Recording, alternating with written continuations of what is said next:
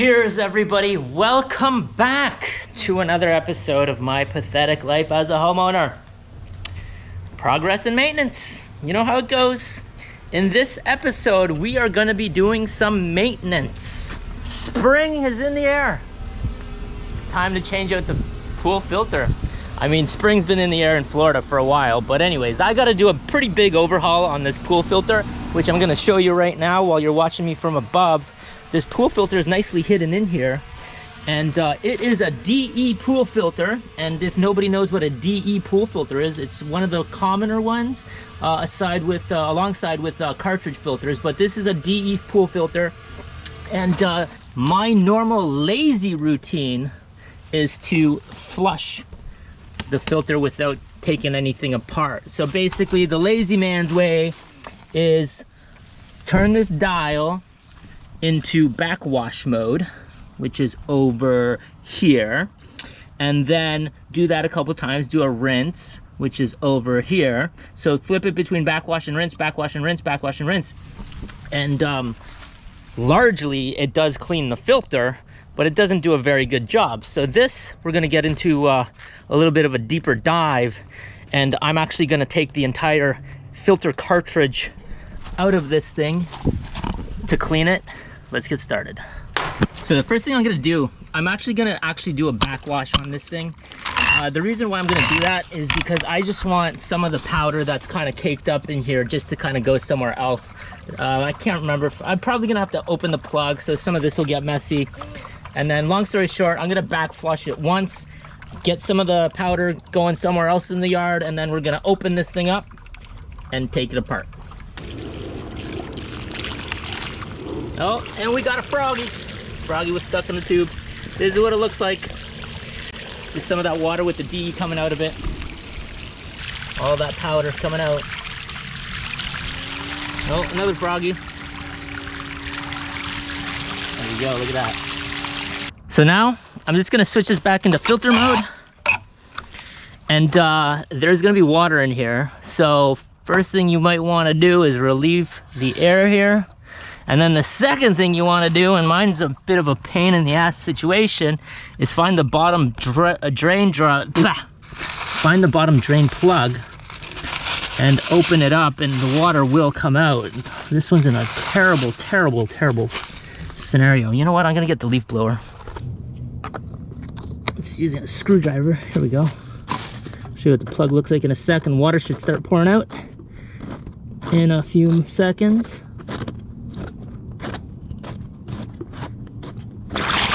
Just like that. That's what the plug looks like right there. Bolt time. So on these Haywards, I got a 3/4 on this side, and I got a 19mm on that side. So give you an idea, it doesn't really matter. And it's time to get this bolt off, to get this clamp housing opened up. That's what it looks like right there. Put that aside.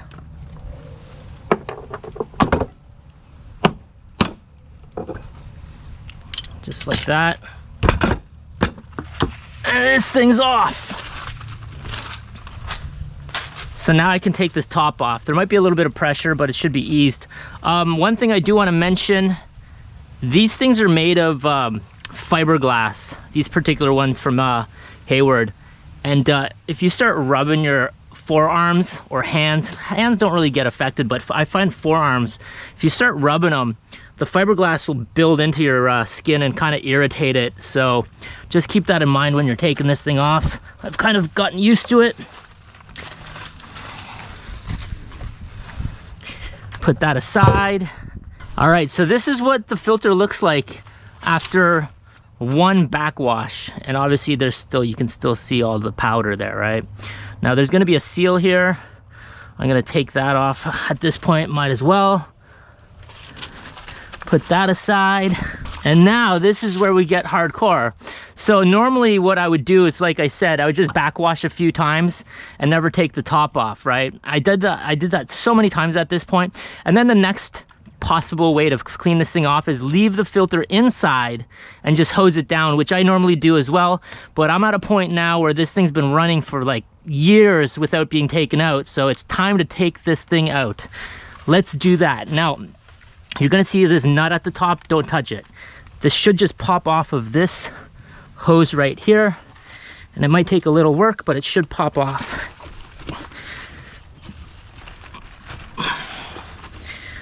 You got handles right here. Hopefully you don't break anything. Gotta get into a decent position. There we go. It's off. It's there. I gotta get out of here. This is what it looks like. Completely taken out. Now it's time to rinse this thing. I'm gonna put it right here and get the hose. So really quickly here, I just wanna show you what a single backwash looks like, and it doesn't do a whole lot at all. There's tons and tons of caked on DE filter powder left on this filter. So that's why it's a good idea every once in a while to actually rinse the shit out of these things. Now, don't get me wrong. If you feel like I'm doing something wrong in this whole procedure here, I am by far no expert, so feel free to call me out, but this is what I do. And let's keep going with this. Cheers.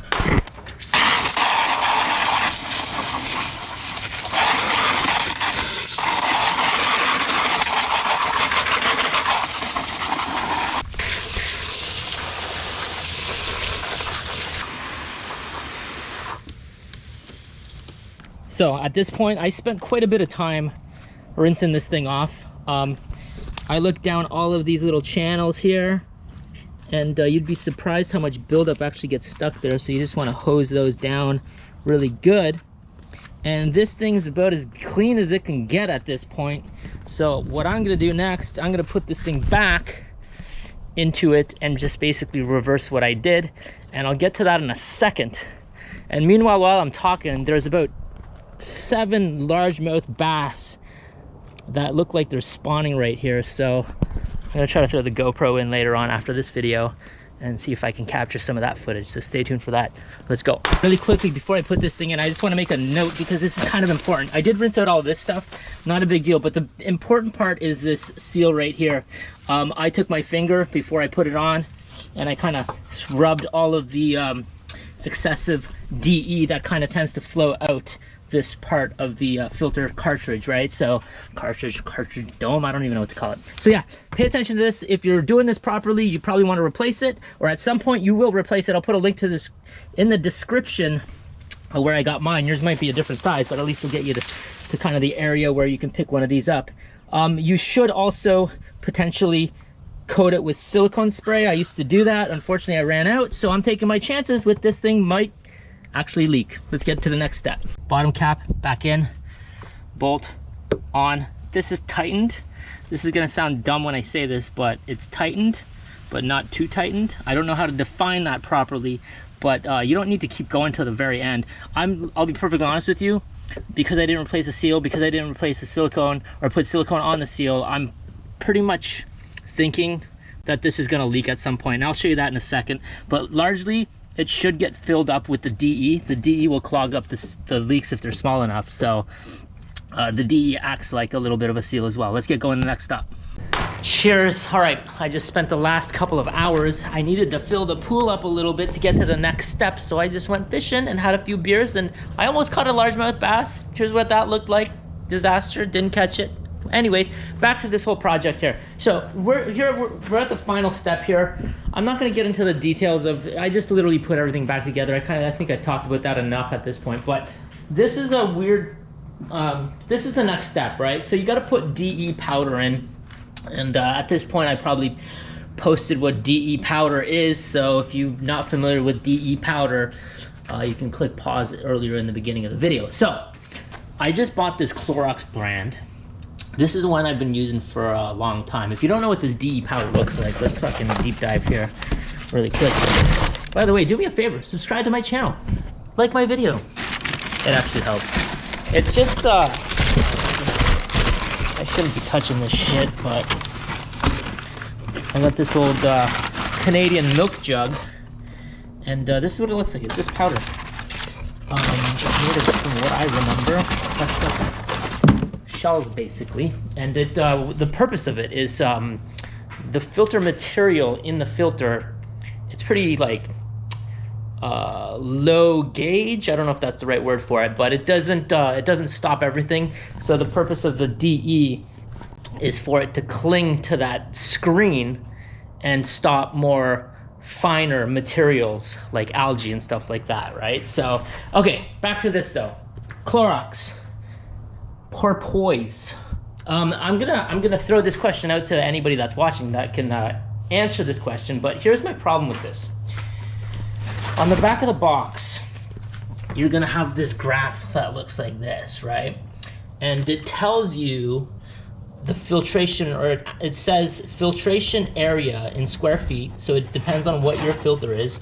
Mine happens to be 60 square feet, and it tells you filter powder in pounds, how much to put into it. So in my case, it's 6 pounds based off of this brand right here.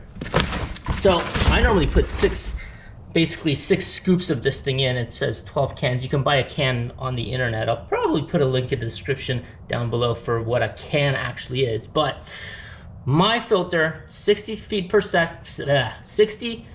square feet, 6 pounds. Clorox brand, on the other hand, gives you a similar graph, but they're freaking totally different when it comes to the pounds, and I'm not entirely sure. So we'll go down to 60 here, and it says add 9 pounds of this product versus 6 pounds. And I'll be honest with you, I don't put 6 pounds in, I always put 5 in. So 9 versus 6, I don't know why that discrepancy happens. If somebody out there in the internet land of professionality can answer that, that would be great. But anyways, let's get back to this. I'm not gonna lie, I'm not gonna put 9 in. I feel like that's excessive. I'm gonna end up putting 5 in of this Clorox, which is my full one. This one's empty at this point, so let's do that. All right, the pool pump is on. The skimmer is the only thing taking on water right now, and now we're gonna add the DE powder by the pound as recommended on the bag, and it's a pretty straightforward process. I'm trying to empty this last bag here before I get onto the new one. All right, just pour it in like this and count. 1. This is 1 pound. 6. That's all I'm doing. Even though it says 9, I'm doing 6. You know what? Let's just do a half a scoop just in case. Fine, there. 6.5. See how that goes. So the very last thing I like to do personally, I don't think this is a recommendation, but I like to shock the pool after a filter change or a filter cleaning. And does this help? I think it does. Just gets a little bit of the last algae that might be kicking around in your pool. Pow! Well, it's been a few days and the pool is looking clear as it should. And I did have a little bit of a leak on the actual filter, and I'm gonna leave it. I'll show you that in a second here. And but I'm just gonna leave it. It's not a big deal, and over time that leak right there will just kind of close itself up. The pressure range is in a very comfortable spot now, and I'm happy with how that went. And I'll be honest with you, I would probably recommend taking that filter out anytime you change the or you try to clean the filter, because it was just so simple to do. And at the same time, the best part about taking it out is you can take that mess, like I had it here. I did, all my mess was here, easy to wash into the garden. And if you don't take it out and you try washing it as it's sitting here like this, all of the mess goes here and it turns into this big mud puddle. And I don't like doing it that way. And it's a little breezy right now, so you might hear some wind noise. But anyways, that's it for the video. Please like and subscribe. I'm off to the next battle. Throw some stuff in the comments and we'll go from there. Cheers.